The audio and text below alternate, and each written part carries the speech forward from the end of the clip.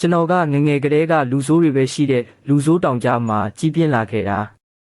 အကြီးဆုံးဦးလေးကထောင်ရဲ့ထိပ်သီးဆရာကြီးဒုတိယဦးလေးကဓာတ်တလက်နဲ့လူတစ်ထောင်ကိုအပြက်ရှင်းခဲ့တဲ့လူကျွန်တော်အဖေကတော့ကျင်းကျိုးမျိုးရဲ့မြေအောက်လောကဘရင်ပေါ့သူတို့ကကျွန်တော်ကိုအကြောင်းပြချက်တွေပေးမနေနဲ့လက်တီးကသာအဓိကပဲလို့တင်ခဲ့ကြတာအသက်18နှစ်ပြည့်တော့ရွာထဲကကောင်တွေကိုအကုန်လိုက်ချပြီးသားမှုပြိုင်ဘက်မရှိတော့ဘူး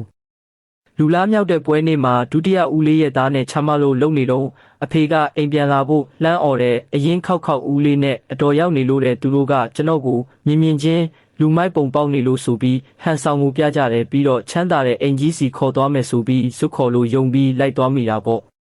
ဒါပေမဲ့အိမ်ရောက်မှသူတို့ကျွန်တော်ကိုအပြစ်ခံဓာတ်ဆခံလောက်ခိုင်းဖို့ခေါ်လာတာမှန်းသိလိုက်ရတယ်ဒါပေမဲ့ကျွန်တော်ကအနိုင်ကျင့်ခံတိုးသူငယ်မဟုတ်ပဲဝန်းပလွေတကောင်ပြအခန်းထဲရောက်တော့ကောင်လေးတယောက်စကားပြောတန်ကြားလို့ဦးလေးဖြစ်သူလူကြီးစားရွှေကိုအိမ်မှာသားအတူတယောက်လည်းရှိနေတာလားလို့မေးလိုက်တယ်လူကြီးစားရွှေမျက်နှာပြတ်သွားပြီးမင်းပျောက်သွားတော့ကမင်းမိဘတွေစိတ်မကောင်းဖြစ်လို့အာရီကိုမွေးစားခဲ့တာနောက်ပိုင်းသူတို့ကားအက်ဆီဒင့်နဲ့ဆုံးသွားကြတယ်ငါတို့လည်းလုပ်ငန်းတွေကိုလွှဲယူပြီးအာရီကိုစောင့်ရှောက်ပေးခဲ့တာသူကသားအတူမဟုတ်ဘူးမင်းကိုစားမိဘတွေကိုပြုစုပေးခဲ့တာမို့ကျေးဇူးတင်တယ်လို့ပြောတယ်အဲ့ဒီအချိန်မှာအတော်ချင်းဖုံးကြီးကဒါမင်းကြီးလေးအာရီလေးအမှန်တော့အာရီကမင်းနာမည်ရင်းဖြစ်ရမှာဒါပေမဲ့သူဒီနာမည်နဲ့နေလာတာကြာပြီးမို့ပြောင်းရတာအဆင်မပြေဘူးနောက်ဆိုမင်းနာမည်ကိုရွှေရီလို့ခေါ်မယ်လို့ပြောလာတာ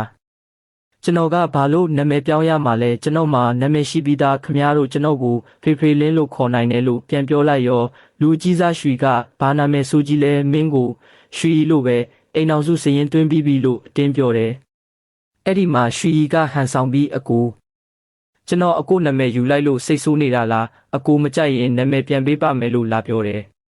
ဒါဆိုနာမည်ကိုတော့ပြန်ပေးမယ်ဒီမိသားစုကိုတော့ပြန်ပေးဖို့အစီအစဉ်မရှိဘူးပေါ့ခမည်းတော်ကျွန်တော်ကိုပြန်ခေါ်လာပြီးသူ့ကိုကြတော့နှင်ထုတ်ဖို့စိတ်ကူးမရှိဘူးပေါ့ဟုတ်လားချင်းဖုံးကြီးကရွန်ရှာတလို့ကြည့်ပြီးမင်းဒီနေ့မှအိမ်ပြန်ရောက်တာရောက်ချင်းပဲအာရီကိုမောင်းထုတ်ဖို့ဖြစ်နေတာပဲအာရီသာမရှိရင်မင်းမိဘတွေဘလို့မှဖျက်ကျော်နိုင်မှာမဟုတ်ဘူးမင်းကကျေးဇူးမတင်တဲ့အပြင်အခုလိုရန်လိုနေတာလားစိတ်ပြက်ဖို့ကောင်းတယ်လို့အော်ငေါက်တော့တယ်လူကြီးစားရွှေကချင်းဖုံးကြီးကိုစကားမဆက်ဖို့မျက်စိမိတ်ပြတာကိုကျွန်တော်မြင်ပေမဲ့မမြင်ချင်အောင်ဆောင်ပြီးအိမ်ထဲလိုက်ကြည့်လိုက်တယ်ရပါတယ်သူကကျွန်တော်ကိုလာမရှုပ်သေးတော့ဒီအိမ်မှာဆက်နေခွင့်ပေးထားလိုက်ပါဦးမယ်